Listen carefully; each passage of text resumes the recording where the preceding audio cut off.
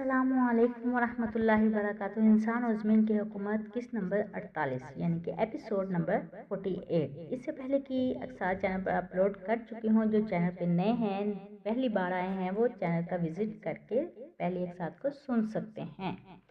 चुनांचे हज़रत मूसा अलैहिस्सलाम ने दरवाजे का हल्का पकड़ कर हिलाया, यानी कि कुंडा पकड़ के। पहले ज़मानों में कुंडियाँ होती थी, जैसे कि वो पकड़ कर हिलाया, जिससे पूरा महल लर्ज उठा और साथ में आवाज़ दी कि मैं अल्लाह का रसूल हूँ जो तमाम जहानों का पालने वाला है। और बाज फ़िरौन के कान में भी पड़ी। इसने पर्दा उठा कर देखा और हज़रत मूसा अलैहिस्सलाम को देखकर फिर से चिपका पड़ा रहा, यानी कि अपने बिस्तर से लगा रहा। एक रवायत के मुताबिक हज़रत मूसा अलैहिस्सलाम ने अपने भाई हारून के साथ 2 बरस तक फ़िरौन के महल के दरवाजे पर जाते रहे और खादमों से दरवाजे पर कहते, हम अल्लाह के रसूल हैं जो तमाम जहानों का रब है। हमें फ़िरौन के पास जाने दो ताकि हम इसे राह रास्त की तरफ दावत दें और पैगाम हक इस तक पहुँचाएं। पर वो मरदूद कहते, तुम रसूल नहीं बल्कि दीवाने हो। फ़िरौन हमारा रब है और इसके सिवा कोई रब नहीं। आपको फ़िरौन के महल में जाने की इजाज़त नहीं देते। इस तरह हज़रत मूसा अलैहिस्सलाम और हारून रोज़ फ़िरौन के महल जाते और खादमों से कहते, हमें फ़िरौन के पास जाने दो, या ऐसे ही हमारे आने के बारे में खबर कर दो। हम अल्लाह की तरफ से भेजे गए पैगाम देने वाले हैं, इसको राह हक दिखाने के लिए आए हैं। अगर वो काफिर है, आपकी बात नहीं मानते तो हमें वहां तक लेकर जाओ। फिर एक दिन एक शख्स फ़िरौन के पास गया और कहा, ये अजीब बात है कि 2 लोग करीब 2 बरस से रोजाना तुम्हारे दरवाजे पर आते हैं और तुमसे मिलने की ख्वाहिश जाहिर करते हैं। अजीब बात कहते हैं कि हमारा रब और है जो तमाम जहानों का मालिक है, पालने वाला है। तुम झूठे हो और रास्ते से भटक गए हो। सुनकर फ़िरौन खफा हुआ और उनको अपने पास बुला भेजा।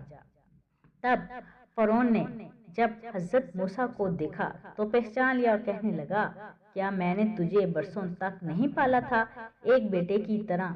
और शुक्र करे, उल्टा तुम नाशुक्री कर रहे हो मेरी। और तुमने मेरे यहाँ एक किप्ती को भी कत्ल किया था, जिसका खून करने के बाद तुम यहाँ से फरार हो गए। अब अपना जुर्म छुपाने को तुम आकर मुझे ही झूठा और नाशुक्रा कहते हो, जबकि हकीकत में नाशुक्री तो तुम कर रहे हो। तब हज़रत मूसा अलैहिस्सलाम ने फरमाया कि हाँ, बेशक मैंने वही उस किप्ती को कत्ल किया है, मैं वही हूँ, वो गलती थी मेरी। इस वक्त मैं चूंकि आपको हक दावत देने आए हूँ, यहाँ मुझे डर था कि तुम लोग अगर मुझे पा लोगे तो तुम ज़रूर कत्ल कर दोगे। फिर मेरे अल्लाह ने मुझे बख्शा और मुझे हुकूमत अता की और रियासत अता फरमाई। अब मैं तुम्हारे पास आया हूँ अपने रब का पैगाम पहुँचाने, अगर तुम समझ सको।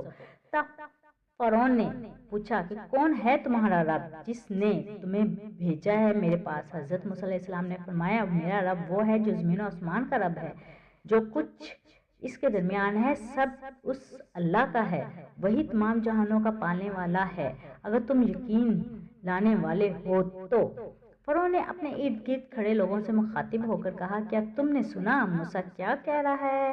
कहता है, तुम्हारा बाप दादों का रब एक ही है, यानी ऐसा रब जो हमेशा से है और हमेशा रहता है, वही अगले पिछलों का परवरदिगार है, तमाम जहानों का भी। और क्या तुम्हारा पैगाम लाने वाला जो तुम्हारी तरफ भेजा गया है दीवाना है? यानी एक ऐसे रब की बात करता है जो हमेशा से है और सबका वही अकेला मालिक है। हज़रत मूसा अलैहिस्सलाम ने फरमाया, ये पैगाम भेजने वाला सिर्फ इन लोगों और इनके अगले पिछलों का खुदा नहीं, बल्कि वो 2 जहानों मशरकों और दोनों मगरबों का भी मालिक है, जो कुछ इसके दरमियान है सबका वो अकेला मालिक अल्लाह है। तुम इस बात को समझते हो? यानी फरमाया, तुम जानते हो मैं क्या कह रहा हूँ, ये वो सच है, लेकिन तुम जानबूझकर इससे इनकारी हो रहे हो।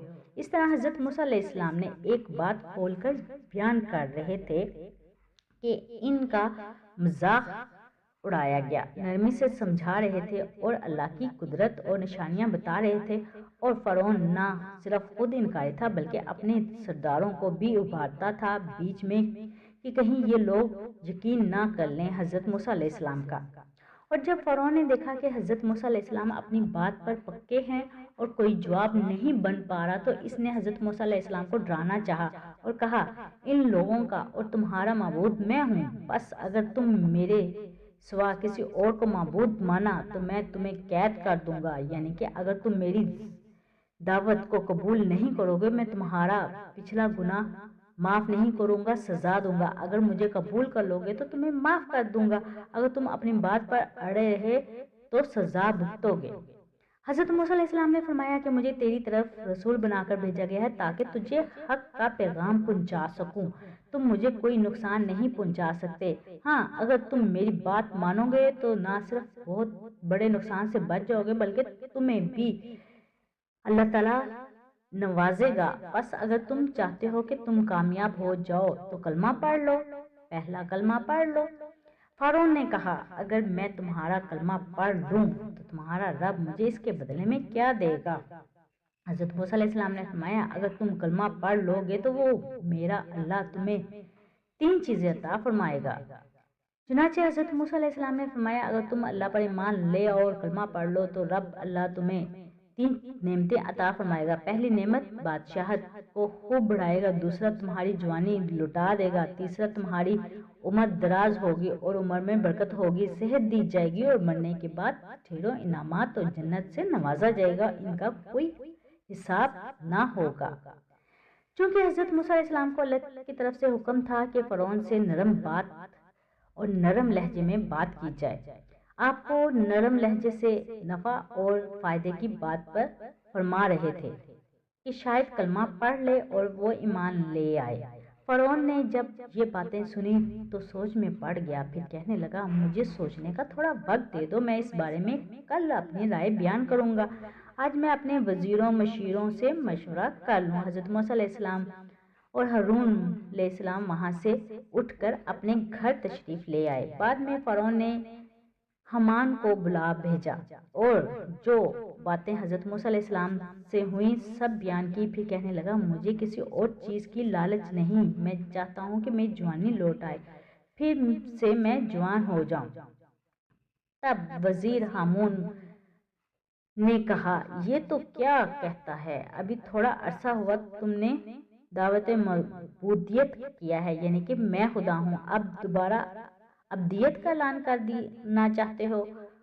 خالق ہنسیں گے، یعنی کہ مخلوق ہنسے گی اور آپ پر خالق یعنی کہ آپ کو خالق کہتی ہے تو وہ کہیں گے ہمارا خالق ایسا ہے، اگر تم نے ایسا کیا تو تمہاری کوئی بات نہیں مانے گا، اگر تمہیں جوان ہونے کا اتنا ہی شوق ہے تو خواہش ہے تو مجھے آج رات کا وقت دو، صبح تک میں تمہیں جوان کر دوں گا۔ فرعون نے پوچھا بھلا تم ایسے کیسے کر سکتے ہو؟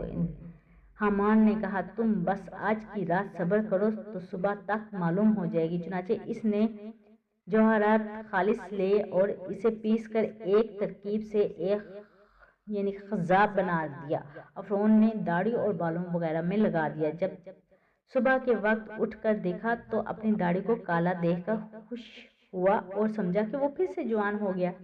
پھر جب حضرت موسیٰ علیہ السلام اور ہارون علیہ السلام آئے، کہنے لگا کہ تمہارے پاس کیا دلیل ہے کہ ہم مانیں؟ تم اللہ کے رسول ہو، اللہ کا پیغام لے کر آئے ہو، اگر تم سچے ہو تو کوئی معجزہ دکھاؤ، کیونکہ معجزے صرف انبیاء علیہ السلام کے پاس ہی ہوتے ہیں۔ حضرت موسیٰ علیہ السلام نے فرمایا اگر میں تمہیں معجزہ دکھاؤں تو کیا تم مانو گے میں اللہ کی طرف سے بھیجا گیا ہوں اور ایمان لاؤ گے؟ فرعون نے کہا ہاں اگر تم معجزہ لاؤ تو پھر ایمان لاؤں گا، مانوں گا اور تم سچے ہو۔ چنانچہ حضرت موسیٰ علیہ السلام نے اپنا عصا زمین پر ڈالا، وہ ایک ناگہان اژدہا بن گیا جو اس قدر لمبا 70 پاؤں ہاتھی کے پیروں سے بڑا اور جسم کی جو لویں تیز دھاڑی سے بھی زیادہ سخت اور تیز تھی، اس کا سانس جس جگہ پڑتا چیز کو جلا کر راکھ کر دیتا، اگر اس کا سانس کسی آدمی پر گرتا تو وہ مر جاتا یعنی کہ مار دیتا یا برس کی طرح نشان بن جاتا، اور 700 دانت اس کے تھے اور اس قدر ہیبت ناک شکل سے وہ سانپ فرعون کے محل کے بالا خانے کی طرف بڑھ رہا تھا، اس میں بہت سے آدمی اور جانور اس کے پاؤں کے نیچے دب کر مر گئے۔ فرعون نے تخت کے قریب پہنچ کر ایک فرعون کے تخت کے نیچے رکھا اور دوسرا لاب بالا خانہ کے منڈیر کے گنگروں پر رکھ دیا۔ یوں ظاہر ہوتا تھا کہ پورا محل فرعون سمیت ایک ہی بار میں نگل جائے گا۔ تب فرعون ذرا ڈرا اور تخت سے اتر کر حضرت موسیٰ علیہ السلام سے معذرت کرنے لگا اور کہا، اے موسیٰ، یہ تو مجھے دعوت کرنے آیا ہے یا ڈرانے یا برباد کرنے؟ حضرت موسیٰ علیہ السلام نے فرمایا کہ میں تمہیں اللہ کا پیغام پہنچانے آیا ہوں۔ فرعون نے کہا کہ ابھی مجھے تم سے لڑنے کی طاقت نہیں ہے، بس تم اپنی اس بلا کو تھام لو، نہیں تو یہ میرا محل نکل جائے گا، مجھے برباد کر دے گا۔ تب حضرت موسیٰ علیہ السلام نے اسے گردن سے پکڑا تو وہ دوبارہ سے بے جان عصا ہو کر آپ کے ہاتھ میں آ گیا۔ بعد اس کے فرعون نے اپنے تخت پر جا بیٹھا۔ قسط جاری ہے، تو نیکسٹ قسط جاننے کے لیے ساتھ جڑے رہیے گا۔ پڑھنے میں بھول چوک ہوگی تو درگزر کیجیے گا، دعا میں یاد رکھیے گا۔ جلد ہی قسط نمبر 49 لے کر حاضر ہوں گی۔ دعا اللہ حافظ۔